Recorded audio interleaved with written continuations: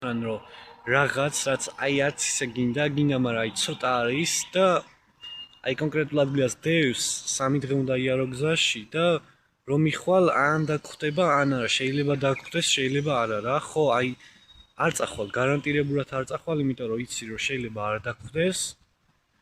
და თან ან წახვალ და შუაგზაში მობრუნდები. და სწორედ ეგ არის რა, რომ განსხვავება რომ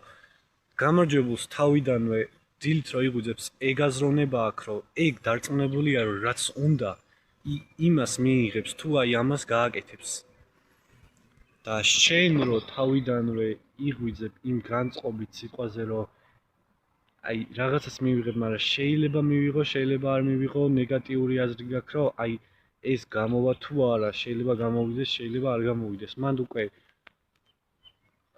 უკვე ენერგია აღარ გაქვს და ეგ არის მიზეზი რატომაც მაგ ადამიანს ენერგია აქვს და